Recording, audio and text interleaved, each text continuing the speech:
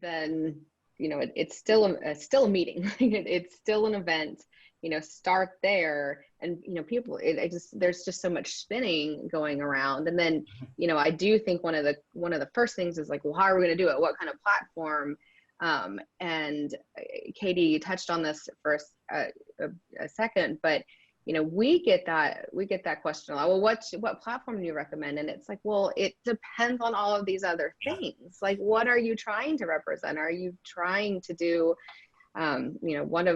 one of my biggest clients that's just is really doing tons and tons of virtual things, but they're all few hour meetings. So they're all these, little virtual meetings. They're condensing everything to, where they would have had a big full day or 2-day internal thing. It's like, a series of 2-hour calls or something. And so, that's real easy. We're just, putting some information out there, getting them to register, they already have Zoom. So like real simple, but, then there's plenty of them that are completely different, or the experience needs to be different. The clients, it's a tech company. Well, then no, you don't want to have a bunch of people to just jump on a Zoom call.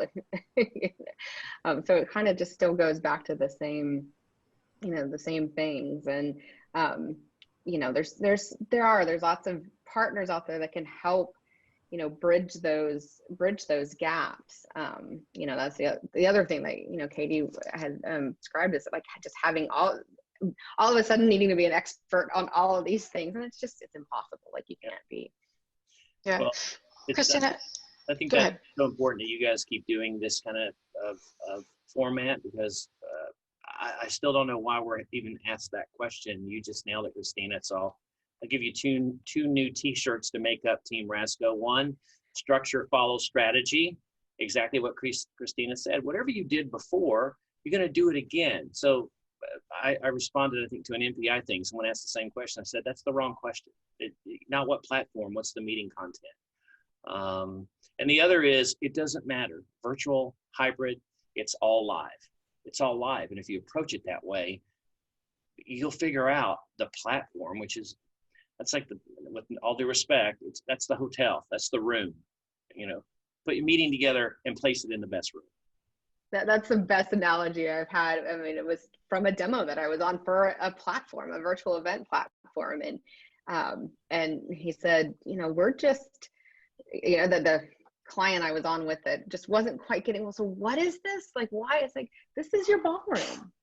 Like, just think of it as your your attendees, if you were in a venue, they'd go somewhere and you would direct them somewhere, and then you'd put them in their sessions, and then they'd have breakout sessions, and you'd have signage.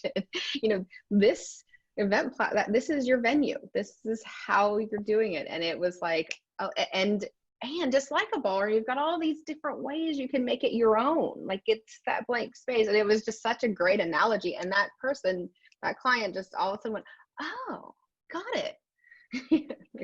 So I love that analogy. Yeah. And the ballroom's probably always a little too cold. Thanks for watching this virtual brunch with actual nerds short, presented by Attendee Management.